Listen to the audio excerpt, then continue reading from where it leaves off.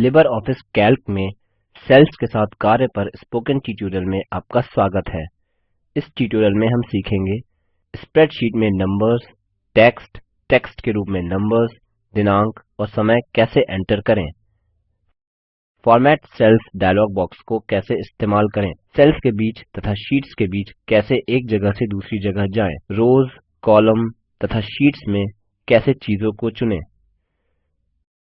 हम operating system के रूप में GNU/लिनक्स तथा लिबर ऑफिस सूट वर्जन 334 इस्तेमाल कर रहे हैं। चलिए पहले सीखते हैं कि सेल्स में डेटा कैसे एंटर करें। हम अपनी पर्सनल फाइनेंस trackerओडीएस फाइल को खोलते हैं। आप किसी भी विशिष्ट सेल में टेक्स्ट टाइप कर सकते हैं। सेल पर क्लिक करें और कीबोर्ड की मदद से टेक्स्ट टाइप करें। डिफ़ॉल्ट रूप से टेक्स्ट बाईं ओर अलाइन होता है। फॉर्मेटिंग बार पर अलाइनमेंट टैब पर क्लिक करके अलाइनमेंट बदल सकते हैं। इसे अन्डू करते हैं। अब स्प्रेडशीट में सेल A1 पर क्लिक करें। आप देख सकते हैं कि चुना गया सेल चिन्हांकित होता है। यहाँ हमने पहले की कॉलम हेडिंग टाइप की है। आइटम्स हेडिंग के अंतर्गत हम कुछ आइटम्स के नाम टाइप करते हैं, जैसे कि salary, house rent, electricity bill, phone bill, laundry तथा मिसलेनियस। सेल में नंबर्स एंटर करने के लिए सेल पर क्लिक करें और नंबर्स टाइप करें। नेगेटिव नंबर को एंटर करने के लिए या तो नंबर के आगे माइनस चिन्ह टाइप करें या उसे कोष्ठक में रखें। डिफ़ॉल्ट रूप से नंबर्स दाईं ओर अलाइन होते हैं और नेगेटिव नंबर्स के आगे माइनस चिन्ह होता है। बदलावों को अन्डू करते हैं। अब हमारी पर्सनल फाइनेंस trackerओडीएस स्प्रेडशीट में सीरियल नंबर हेडिंग जो कि SN द्वारा संबोधित है, हम चाहते हैं कि प्रत्येक आइटम का सीरियल नंबर एक के नीचे एक रहे। अतः सेल A2 पर क्लिक करें और 1 2 3 नंबर एक के नीचे एक एंटर करें।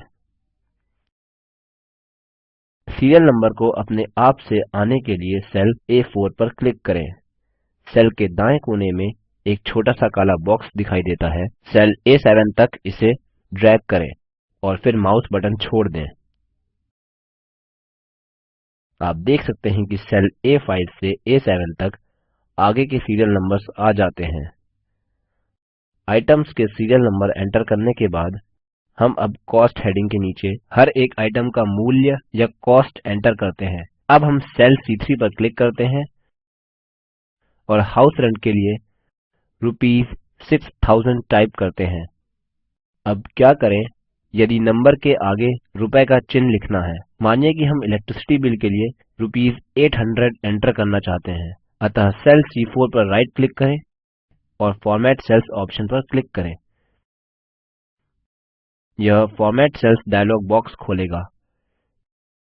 पहला टैब नंबर्स है। यदि पहले से ही इसे चुना है तो इस पर क्लिक करें। कैटेगरी के अंतर्गत हम विभिन्न वर्ग देख सकते हैं, जैसे कि number, percent, currency, date, time इत्यादि। करेंसी को चुनते हैं। अब फॉर्मेट ऑप्शन के अंतर्गत डाउन एरो पर क्लिक करें। यह विश्व के विभिन्न मुद्रा चिन्ह प्रदर्शित करेगा। ऊपर स्क्रॉल करते हैं और INR रुपीस इंग्लिश इंडिया चुनें। डिफ़ॉल्ट रूप से नीचे ड्रॉप डाउन में ₹1234 चुना गया है। आप दाईं तरफ छोटे से प्रीव्यू एरिया में इसका प्रीव्यू देख सकते हैं। ऑप्शंस के अंतर्गत हमारे पास डेसिमल प्लेसेस को और लीडिंग ज़ीरोस को जोड़ने के लिए विकल्प है।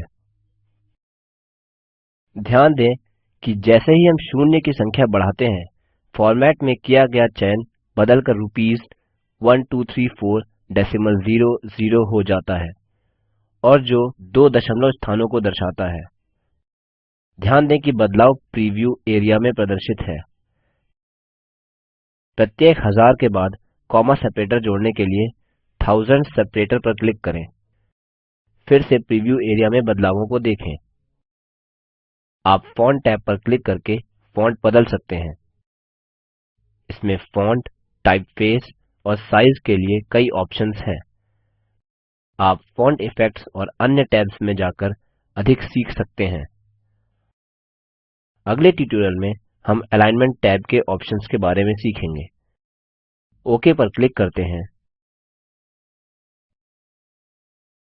800 टाइप करके एंटर प्रेस करें।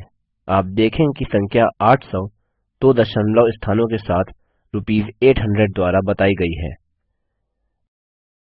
अब सेल C5 से सेल C7 तक का चुनाव करते हैं। कंट्रोल की को पकड़े रहिए और सेल G2 को भी चुनें। ध्यान दें कि सभी चयनित सेल्स चिन्हांकित हैं। कोई भी चिन्हांकित सेल पर राइट क्लिक करें और फॉर्मेट सेल्स को चुनें। पहले जैसे समान ऑप्शंस को चुनें। ओक पर क्लिक करें। अब हम अन्य आइटम्स के सारे खर्चे एक के नीचे एक टाइप करते हैं। फोन बिल के लिए ₹600, लॉन्ड्री चार्जेस के लिए ₹300 और ₹2000 मिसलेनियस यानी अन्य खर्चों के लिए। अकाउंट्स हेडिंग के नीचे महीने की सैलरी ₹30,000 टाइप करते हैं। कैल्क में दिनांक एंटर करने के लिए सेल को चुनें और डेट टाइप करें। आप दिनांक के लिए एलिमेंट्स को फॉरवर्ड स्लैश या हाइफन से अलग कर सकते हैं या टेक्स्ट का इस्तेमाल कर सकते हैं जैसे कि 10 अक्टूबर 2011। कैल्क कई प्रकार के डेट फॉर्मेट्स को पहचानता है। वैकल्पिक रूप से आप सेल पर राइट क्लिक कर सकते हैं और फॉर्मेट सेल्स ऑप्शन चुनें। कैटेगरी के अंतर्गत डेट चुनें और फॉर्मेट में से इच्छित फॉर्मेट चुनें। मैं 12/31/1999 चुनूंगा। प्रीव्यू एरिया में देखें। साथ ही फॉर्मेट कोड DD और YYYY के रूप में प्रदर्शित है। आवश्यकता अनुसार आप फॉर्मेट कोड बदल सकते हैं। मैं DD और YYYY टाइप करूंगा। प्रीव्यू एरिया में बदलावों पर ध्यान दें। ओक पर क्लिक करें। कैल्क में टाइम एंटर करने के लिए सेल को चुनें और टाइम टाइप करें। आप टाइम के एलिमेंट्स को अलग कर सकते हैं जैसे कि 10:43:20। वैकल्पिक रूप से आप सेल पर राइट क्लिक कर सकते हैं और फॉर्मेट सेल्स ऑप्शन चुनें। कैटेगरी के अंतर्गत टाइम चुनें और फॉर्मेट में से इच्छित फॉर्मेट चुनें। मैं 13:37:46 चुनूंगा। प्रीव्यू एरिया में देखें। साथ ही फॉर्मेट कोड HHMMSS के रूप में प्रदर्शित है। आवश्यकता के अनुसार आप फॉर्मेट कोड बदल सकते हैं। मैं HHMM टाइप करूंगा। प्रीव्यू एरिया में बदलावों को देखें। ओक पर क्लिक करें। बदलावों को अन्डू करते हैं। कैल्क में टेक्स्ट, नंबर्स और डेट को कैसे लिखें यह सीखने के बाद अब हम सीखेंगे कि स्प्रेडशीट में सेल्स के बीच तथा शीट्स के बीच कैसे जाएं। तो पहले हम देखेंगे कि एक स्प्रेडशीट में सेल्स के बीच कैसे जाएं। आप किसी भी सेल पर पहुंच सकते हैं। कर्सर से सेल पर क्लिक करें। आप देख सकते हैं कि विशिष्ट सेल चिन्हांकित हुआ है। एक और तरीके से विशिष्ट सेल तक पहुंच सकते हैं वह है सेल रेफरेंस यानी सेल संदर्भ का उपयोग करके। नेम बॉक्स के दाहिने और काले रंग के डाउन एरो पर क्लिक करें। अब जिस सेल पर आप जाना चाहते हैं उस सेल का सेल रेफरेंस टाइप करके एंटर प्रेस करें। आप नेम बॉक्स में भी क्लिक कर सकते हैं। मौजूदा सेल रेफरेंस को डिलीट करके आपको जो सेल रेफरेंस चाहिए वो टाइप कर सकते हैं और एंटर प्रेस करें। अब हम सीखेंगे कि स्प्रेडशीट में एक सेल से दूसरे सेल के बीच कैसे जाएं। कर्सर का उपयोग करके एक सेल से दूसरे सेल के बीच जाने का पहला तरीका है।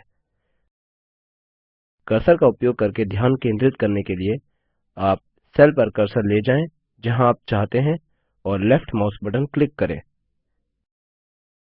यह नए सेल पर ध्यान केंद्रित करेगा। यह तरीका उपयोगी है जब दो सेल काफी दूरी पर हों। एक और तरीका है टैब का उपयोग करके एक रो में अगले सेल पर जा सकते हैं। रो में पिछले सेल पर जाने के लिए Shift प्लस टैब प्रेस करें। कॉलम में अगले सेल पर जाने के लिए एंटर प्रेस करें। कॉलम में पिछले सेल पर जाने के लिए Shift प्लस एंटर प्रेस करें। अब हम सीखेंगे कि कैल्क में कीबोर्ड की मदद से अलग अलग स्प्रेडशीट्स में कैसे जाएं। सक्रिय शीट की दाईं ओर की शीट पर जाने के लिए control plus page down keys साथ में प्रेस करें। सक्रिय शीट की बाईं ओर की शीट पर जाने के लिए control plus page up keys साथ में प्रेस करें। कर्सर का उपयोग करके भी शीट्स के बीच जा सकते हैं। इस पर विस्तृत जानकारी वर्किंग विथ शीट्स ट्यूटोरियल में मौजूद है। अगर काफी शीट्स हैं तो हो सकता है कि कुछ शीट टैब्स स्क्रीन के नीचे हॉरिजॉन्टल स्क्रॉल बार में छुपे हों। यदि ऐसा है तो शीट टैब्स के नीचे बाईं ओर 4 बटन्स टैब्स को व्यू में स्थानांतरित कर सकते हैं। बदलावों को अन्डू करते हैं। अब कर्सर में संलग्न सेल्स को चुनने के लिए पहले एक सेल में क्लिक करें। अब लेफ्ट माउस बटन प्रेस करके होल्ड करें। स्क्रीन पर कर्सर ले जाएं और जब इच्छित सेल्स चिन्हांकित हो जाएं, लेफ्ट माउस बटन छोड़ दें। आप देख सकते हैं कि चुनी हुई सेल्स चिन्हांकित हुए हैं। अब विविध कॉलम और रोज जो कि संलग्न हैं, उन्हें चुनने के लिए ग्रुप में पहले कॉलम या रो पर क्लिक करें। अब शिफ्ट की को होल्ड करें। ग्रुप में आखिरी कॉलम या रो पर क्लिक करें। अब विविध कॉलम और रोज जो कि संलग्न नहीं हैं, उन्हें चुनने के लिए ग्रुप में पहले कॉलम या रो पर क्लिक करें। कंट्रोल की को होल्ड करें और सभी अनुवर्ती कॉलम्स और रोज पर क्लिक करें जब कंट्रोल की होल्ड कर रहे हों। विविध संलग्न शीट्स को चुनने के लिए पहली इच्छित के लिए शीट टैब पर क्लिक करें। अब आखिरी इच्छित शीट के लिए कर्सर को शीट टैब पर ले जाएं। शिफ्ट की को होल्ड करें और शीट टैब पर क्लिक करें। यह दो शीट्स के बीच सभी टैब्स सफेद हो जाएंगी, जो दर्शाता है कि वह चुनी गई हैं। आप जो कुछ भी करेंगे वह सभी चिन्हांकित शीट्स पर प्रभाव करेंगी। अब विविध शीट जो संलग्न नहीं है, उन्हें चुनने के लिए पहली शीट के लिए शीट टैब पर क्लिक करें। अब कर्सर को तीसरी शीट टैब पर ले जाएं। कंट्रोल की होल्ड करें और शीट टैब पर क्लिक करें।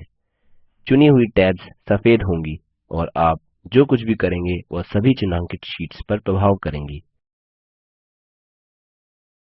हम लिबर ऑफिस कैल्क के स्पोकन ट्यूटोरियल के अंत में आ चुके हैं। संक्षेप में हमने निम्न सीखा है। कैल्क में नंबर्स, टेक्स्ट के रूप में नंबर्स, दिनांक और समय कैसे एंटर करें, फॉर्मेट सेल्स डायलॉग बॉक्स को कैसे इस्तेमाल करें, सेल्स के बीच तथा शीट्स के बीच कैसे एक जगह से दूसरी जगह जाएं, रोज, कॉलम्स तथा शीट्स में कैसे चीजों को चुनें, व्यापक असाइनमेंट। स्प्रेडशीट practiceओडीएस को ओपन करें। सीरियल नंबर्स के अंतर्गत 1 से 5 तक सीरियल नंबर एक के नीचे एक लिखें। कीज के उपयोग से सेल्स के बीच जाएं। सीरियल नंबर में सभी आइटम्स को चुनें। दिनांक और समय के लिए कॉलम जोड़ें। Format cells dialog box option का उपयोग करके उसमें कुछ वैल्यू एंटर करें। निम्नलिखित लिंक पर उपलब्ध वीडियो देखें।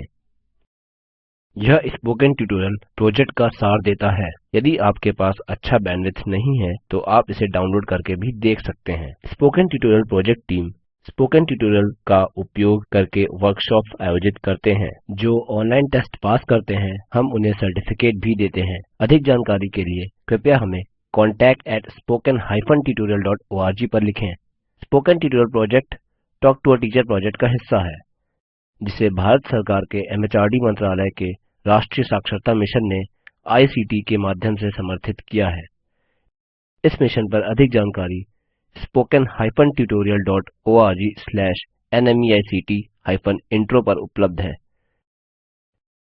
यह स्क्रिप्ट सकीना शेख द्वारा अनुवादित है तथा आईआईटी बॉम्बे की ओर से मैं रवि कुमार अब आपसे विदा लेता हूँ। धन्यवाद।